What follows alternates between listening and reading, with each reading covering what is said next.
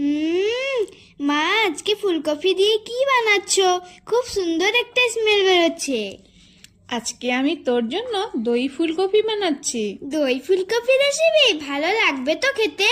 হ্যাঁ, খুব সুন্দর লাগে খেতে। এখন কি করছো মা? এখন আমি ফুলকপিগুলোকে কেটে সেদ্ধ করে নিয়ে লবণ, লঙ্কা গুঁড়ো, হলুদ গুঁড়ো দিয়ে ভেজে নিয়েছি। তারপর সাদা তেলের মধ্যে গোটা গরম মশলা দিয়ে, শুকনো লঙ্কা, তেজপাতা সব রকম দিয়ে এখানে একটা টমেটোর বেটে দিয়ে দিলাম। দিয়ে হলুদ গুঁড়ো, লঙ্কা গুঁড়ো সামান্য পরিমাণে দিয়ে দিলাম। এখন আমি সামান্য পরিমাণে জিরে গুঁড়ো দিয়ে দিলাম। তারপর আবার ভালোভাবে নাড়াচাড়া একটু করে নিলাম। দিয়ে এখানে টক দই ছিল, এটাকে ভালোভাবে একটু ফেটিয়ে নিলাম। তার মধ্যে এখন দিয়ে দিলাম।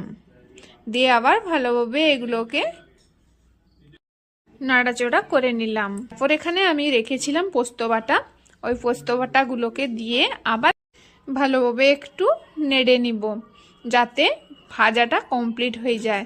তার মধ্যে দিয়ে দিলাম এখন লবণ, সামান্য পরিমাণে চিনি আর আদা রসুন থেতো করে দিয়ে দিলাম যাতে খেতে টেস্টি হয়। এই মশলাগুলোর থেকে যত পর্যন্ত না স্মেল বেরোচ্ছে তত পর্যন্ত একটু ভেজে নিব। তারপর আমি ভাজা ফুলকপিগুলোকে এখানে দিয়ে আবার ভালোভাবে কষিয়ে নিয়ে এখানে গরম জল দিয়ে দিব।